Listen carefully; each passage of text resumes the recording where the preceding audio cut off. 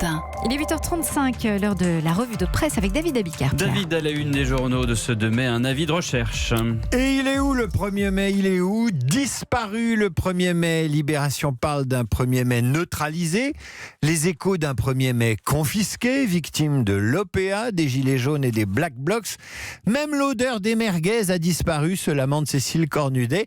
Et dans la Croix, Florence Couret interroge le sens d'une fête qui n'en est plus une, puisqu'hier, plusieurs responsables syndicaux ont été contraints de quitter le cortège et le numéro 1 de la CGT n'a pu qu'assister, impuissant, à la dissolution de sa manif, commente Jean-Louis Hervois dans La Charente Libre.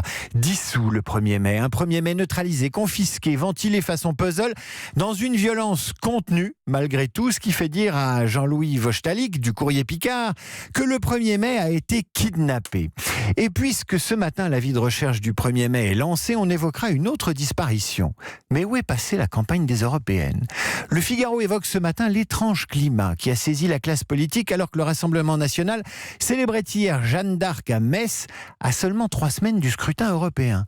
L'une des candidates du Rassemblement national évoque l'absence de débat dans cette campagne, pas de place pour le fond ou pour les enjeux européens. Et le Figaro qui parle d'une drôle de campagne européenne. C'est le terme exactement, une campagne où la crise des Gilets jaunes, le grand débat, puis la présentation par le pouvoir des propositions qui en découlent ont bouté hors du débat public toute question européenne, au point qu'hier à Metz, Jordan Bardella accusait Emmanuel Macron de ne pas vouloir que la campagne ait lieu, d'avoir volé l'élection. En réalité, Macron non plus n'est pas content. Vous ouvrez ce matin le Parisien aujourd'hui en France et vous tombez sur la colère de Macron.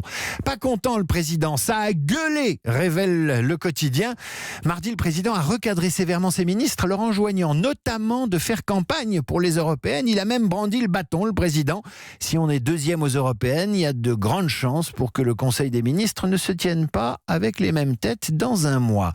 Faut-il pour autant parler d'une campagne aux abonnés absents ? Peut-être pas, car en tournant 2 pages du même quotidien, vous ferez la connaissance d'un vieux routier de l'Europe. Un vieux routier, comment ça ? Un politique ou un chauffeur routier ? Eh ben, un chauffeur routier. 45 ans qu'il fait le job et l'Europe concrète, il la connaît. Le journaliste Vincent Mongaillard le suit depuis lundi, c'est un feuilleton, depuis lundi du Val d'Oise jusqu'en Hongrie, et il dort dans le camion, le journaliste, dans la couchette du haut, c'est la plus confortable, alors que le chauffeur Alain Lefort, 66 ans, a pris la couchette du bas. L'Europe, ça m'a ouvert l'esprit, dit le routier, et ouvert les yeux sur la concurrence des chauffeurs de l'Est, sur les différences de réglementation, sur l'harmonisation des codes de la route et du travail. Alain se souvient aussi de l'Europe d'hier, la misère des anciennes républiques soviétiques, pas d'autoroute, alors qu'aujourd'hui c'est merveilleux. Ça prouve que l'Europe, ça sert à quelque chose. Ses parents vendaient leur production à la halle au beurre. C'était un tout petit marché. Alain le dit, il faut bien que le marché s'agrandisse, le marché européen. Et le temps s'est raccourci. Avant, pour aller en Hongrie, il fallait une semaine, mais désormais, il y a moins de paperasse, fini les interminables contrôles douaniers à l'Est et les passeports remplis de tampons.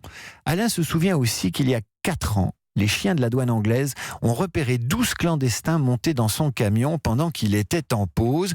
L'Europe, il y a ce matin ceux qui en parlent et ceux qui la vivent. Un feuilleton beau comme un camion à retrouver dans le Parisien aujourd'hui en France. Et ailleurs dans la presse, on parle aussi d'Europe.